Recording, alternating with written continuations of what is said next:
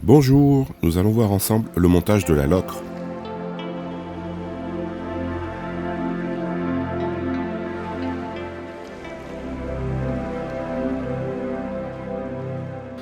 Alors on va monter cette mouche sur un hameçon tige longue.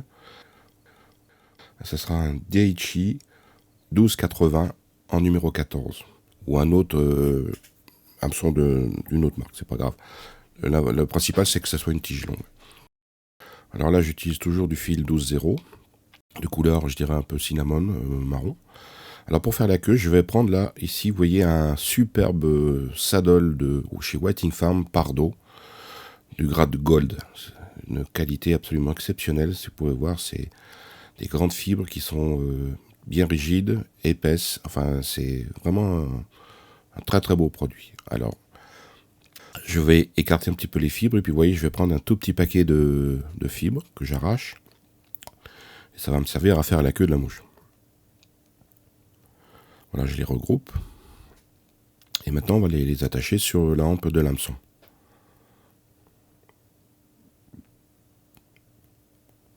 Voilà, on place par-dessus. Vous ajustez la longueur. Donc la longueur, pour moi, me paraît pas mal. Donc une fois que c'est bien placé, je fais des enroulements sur la hampe pour bien attacher les fibres. Je vais couper ce qui dépasse. Et là, je vais revenir au niveau de la queue. Voilà, ça c'est pas mal. Et sur cette queue, je vais rajouter quelques fibres de queue de faisan, comme un, que j'attache par-dessus. Donc là, je dirais que je fais une double queue, quoi. J'aime bien parce que en mettant ces fibres de faisan avec un peu de pardo, ça soutient bien la mouche. Je trouve que ça évite que le cul plonge. Donc je coupe aussi là ce qui dépasse. Et là, on va bien revenir au niveau de la queue pour bien tout aligner ça. Voilà, parfait. Donc là, ça c'est bon. Maintenant, on va passer au corps. Alors pour faire le corps, je vais utiliser de la polyfloss, une polyfloss, je dirais fine ou moyenne, de couleur beige. Et on va faire un enroulement de cette polyfloss pour former le corps. On va essayer de faire un corps un petit peu conique. Alors on coupe l'excédent de polyfloss et on fait nos enroulements. Donc on va faire 2-3 allers-retours pour faire notre corps.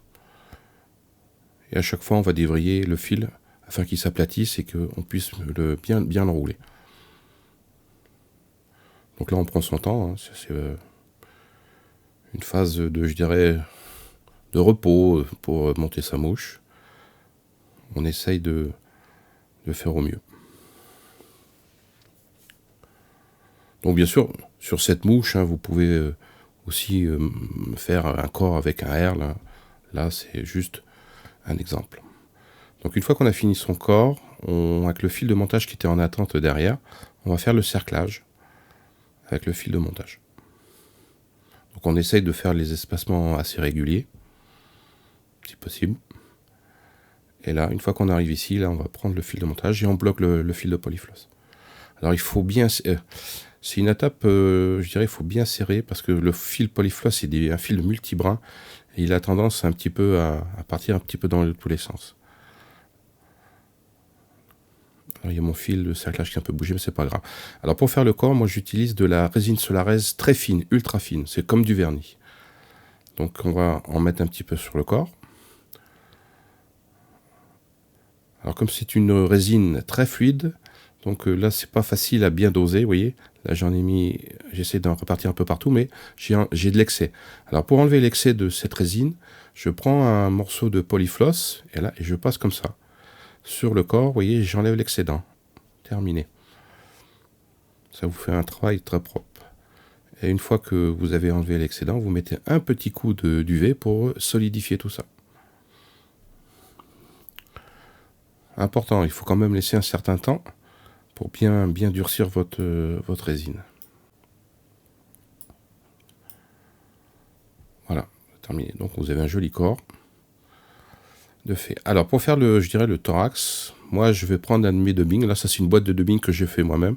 Vous pouvez repartir à une vidéo où j'ai fait sur les dubbings. Donc, c'est un dubbing quand même assez court, mélangé avec... ça doit être du dubbing d'écureuil mélangé avec des fibres synthétiques brillantes. Un petit peu d'artron. Voilà. On prend une petite mèche. Il ne faut pas beaucoup. Il faut être très, très, très léger sur le dosage. Et là, avec mes doigts, vous voyez, j'enroule le dubbing autour du fil de montage tout en serrant bien. Et je forme le thorax. Voilà, ça vous fait une sorte de petite boule. Si vous pouvez revenir un petit peu avec le fil de montage dessus pour le tenir. Mais là, c'est bon. Voilà, on va pousser tout ça un petit peu vers l'arrière. Donc il faut laisser une certaine distance avant l'œillet pour pouvoir mettre l'aile et puis faire la collerette. Ça, il faut bien surveiller. Au début, quand on débute, on ne fait pas toujours attention et puis on se retrouve un peu coincé. Alors pour faire les ailes, d'habitude j'utilise, vous voyez, des culs de canard du XL, des trucs de bonne qualité. Mais ici, on va prendre autre chose. Parce que ça, ce genre de plume devient de plus en plus difficile à trouver. On va prendre, je dirais, du cul de canard, je dirais, un petit peu plus basique, un petit peu moins grand, mais qui est tout aussi intéressant à utiliser. Voilà, ça c'est des plumes qui sont, vous voyez, beaucoup plus petites, beaucoup plus fines. Mais moi j'aime bien pour les utiliser pour faire des ailes. Voilà, ça n'a rien à voir avec les plumes qu'on a vues avant. Au début je les utilisais pas trop parce que j'avais pas mal de grandes plumes, mais là bon, je fais un peu plus attention parce que c'est plus difficile à les trouver. Vous voyez, si on les regroupe, ça vous fait des petits toupets qui sont quand même intéressants et très légers. En plus, ça c'est du cul de canard, je dirais, naturel, donc qui flotte bien encore. Donc une fois que vous avez sélectionné deux plumes, alors si possible de taille identique, vous les mettez dos à dos, parce que toutes les plumes de cul de canard ne sont jamais droites, il y a toujours une petite courbure. Donc voilà, je les mets dos à dos, et vous voyez, ça vous forme des ailes en V, comme une... Donc on va attacher ça, et on va s'en servir pour faire les ailes. Donc j'enlève la base de plumes, qui est une sorte de duvet, qui n'est pas très intéressante. Et mes deux plumes sont prêtes à être attachées sur la mouche. Voilà, je vais enrouler le fil de montage à ce niveau-là. Donc c'est important de bien présenter les deux plumes, je veux dire, à la même longueur déjà, et au-dessus. Donc je positionne là comme ça dessus, avec le fil de montage. Alors il faut bien serrer, faire quelques tours, pas trop parce que sinon vous ne pouvez pas tirer sur les ailes afin d'ajuster la longueur. Voilà, je remets un petit coup. Il faut bien écraser le rachis pour diminuer, je dirais, la taille des enroulements. Là je reviens en arrière, je retire un petit peu parce que j'estimais qu'elles n'étaient pas assez courtes. Pour moi là c'est un petit peu mieux. Voilà, et vous voyez, dessus elles sont vraiment en forme de V. Ça n'a pas bougé. Donc je coupe la base. Avec le fil de montage, là, je vais jusqu'à l'œillet pour bien aplatir et pour bien serrer, pour que ça ne bouge plus. Voilà. Alors pour faire la collerette, je vais faire avec de l'oreille de chevreuil. Donc moi je prends aux extrémités parce que c'est des poils qui sont assez fins, un petit peu plus courts. À vous de voir, hein, c'est en fonction de le matériel bien sûr que vous avez. Alors j'essaie de prendre une touffe un petit peu régulière, comme pour les collerettes en poil de lièvre. Je coupe à la base. Donc je reprends, voilà, mes poils sont bien alignés, il n'y a pas de souci. Je vais les reprendre par les pointes, et là je vais faire ça pour enlever les petits poils qui y a à la base, qui servent à rien. Je fais un petit coup de ciseau, voilà, pour essayer d'avoir une bonne longueur assez rapidement. Donc là tout est bon. Maintenant il n'y a plus qu'à les placer dans un dubbing loop. Donc je fais le dubbing loop, je passe tout autour pour bien le fermer. Et je place mes poils d'oreille de chevreuil dans la boucle. J'ai dit bien oreille de chevreuil, hein, pas oreille de lièvre. J'ai fait une petite faute dans une vidéo il n'y a pas longtemps. Voilà, ils sont tous bien alignés. Et on va couper à la base. Alors là, c'est à vous de décider de la longueur que vous allez donner à vos poils. Si vous voulez une collerette courte, une collerette un petit peu plus longue. Donc vous voyez, ici, je les ai disposés de façon à faire un petit dégradé. Et une fois qu'ils sont bien placés, je torsade. Voilà, je commence l'enroulement. Et dès que ça va arriver sur les poils, je vais tous les rabattre en arrière, en serrant bien. Et j'enroule pour faire ma collerette. J'aime beaucoup faire les collerettes comme ça maintenant en oreille de chevreuil.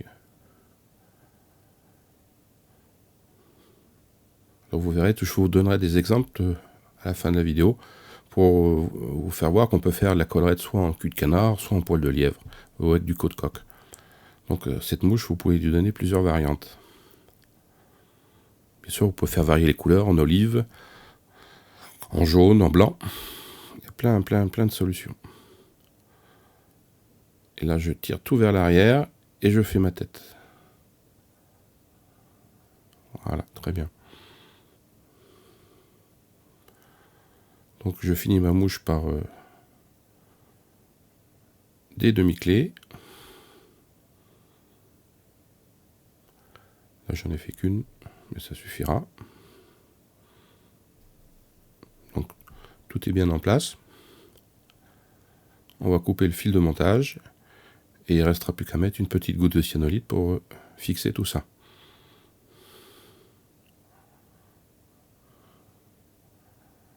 Voilà. Donc la mouche est terminée.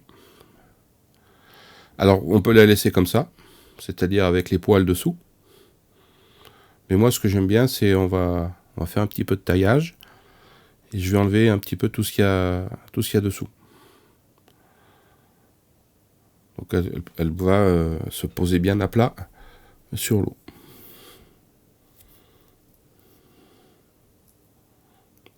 Donc on coupe juste le dessous. Je dirais on va diminuer la hauteur de flottaison. Donc là, vous pouvez voir les différents types de mouches qu'on peut monter avec soit une collerette en lièvre, soit une collerette en cul de canard, ou soit une collerette avec du coq. A bientôt pour un prochain montage.